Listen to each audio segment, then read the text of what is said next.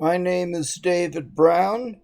Uh, this is my 12th video, and I'm going to do it about Spinosaurs. Now, the main thing I can say about this is that I grew up in the 1980s. I loved dinosaurs. So, of course, I had heard of Spinosaurs, or Spinosaurus. We didn't really know at that point there were others. And the thing was that we didn't really, in hindsight, know about it. So what that meant was that for a long time we viewed it as a much less unusual dinosaur than we know it is now. And what I'm going to show, and mostly I have previously recorded this in a blog post, is how toys portrayed dinosaurs, that is, Spinosaurus. Now, here's the most definitive example. This is from the Definitely Dinosaurs line. If I keep going with dinosaur videos, I'm definitely going to be featuring these a lot. They really haven't so much featured on my blog just because these were very good dinosaurs and large dinosaurs. So you can see here they did this as a pretty typical theropod. And you have a movable jaw. Ow, ow, ow. And the funny thing is, even from what we knew then, this was a little inaccurate. Now, the thing about Spinosaurus is that it was found by a German expedition, sent to a German museum, and then we blew up the museum. Yeah, so that set things back a lot, though really not as much as people sometimes assume. We had good photographs and publications on the bones, and one thing that we knew even then is that it had teeth of different sizes, which is very unusual for a dinosaur, or a theropod dinosaur at least. Specifically, we knew there was a bigger fang at the front of the lower jaw. Ow. And overall then, for this toy, it's still a fun look. It's outdated, but that's just what you're dealing with when you go back even to the 1980s.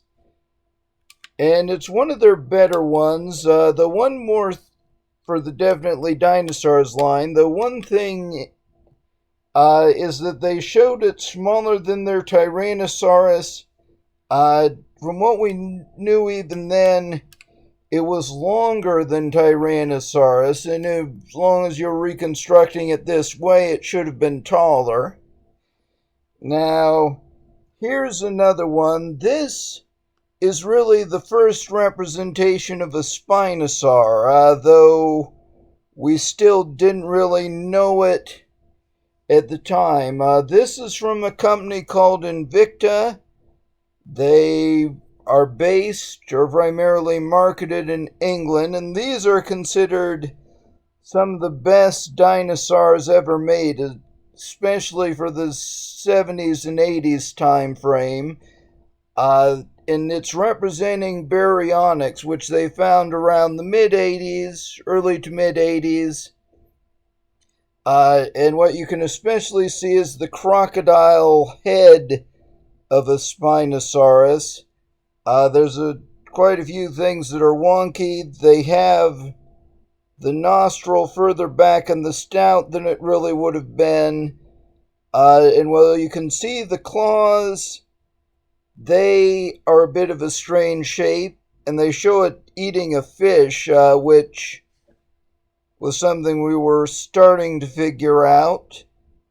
And the biggest problems are with the feet. You have this It's just kind of stubby, definitely smaller proportionally than it would have looked in the living animal.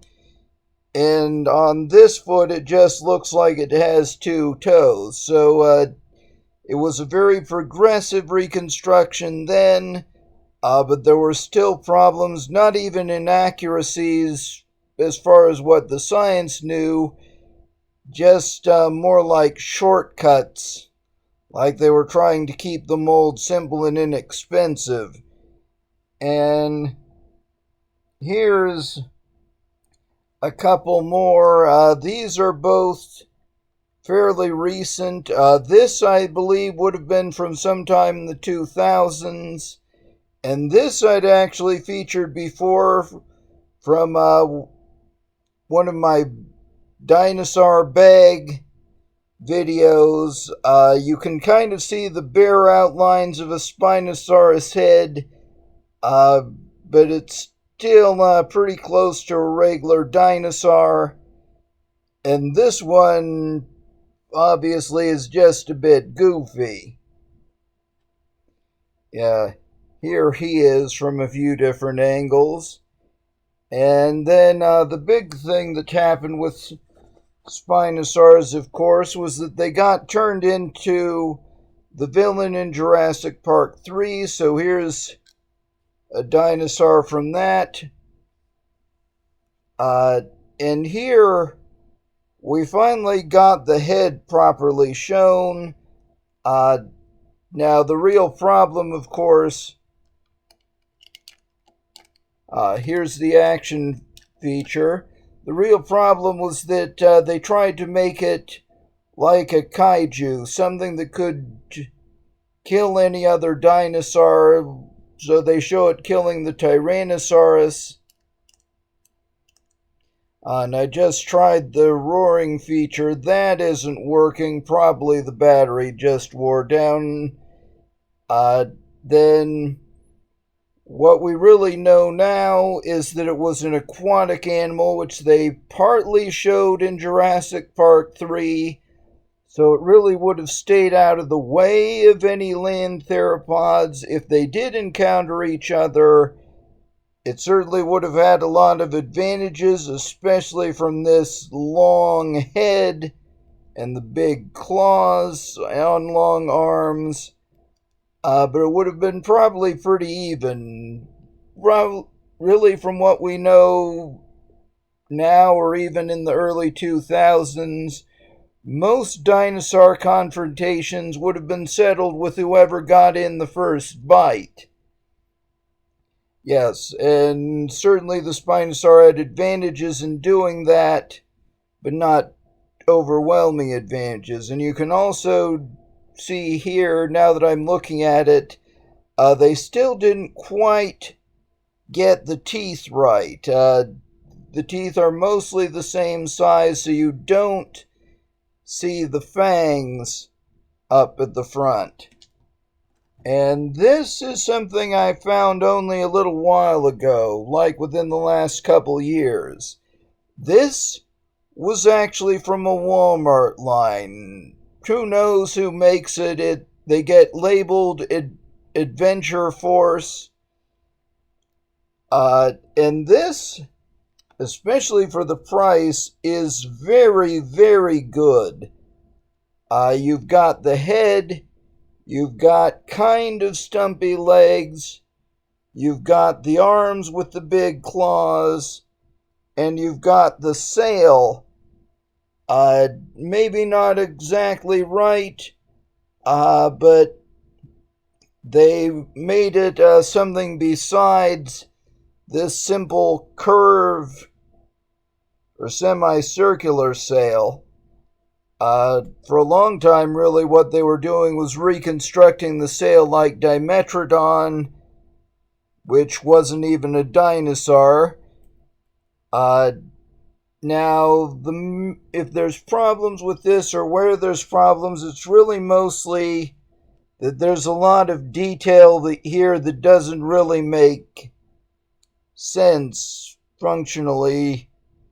There's a bunch of knobs and spikes on the sail We really can't necessarily say there wasn't anything like that there, but there's no functional reason there would be. We don't exactly know what the sale was for, but any of the things it could have been used for, including advertising where they were to other Spinosaurs, any of that could have been done without nearly as much complexity. Still, you've got everything basically right, and you've got a little head action, and you can sort of see the fangs at the front. And so that is how our perceptions of Spinosaurus evolved.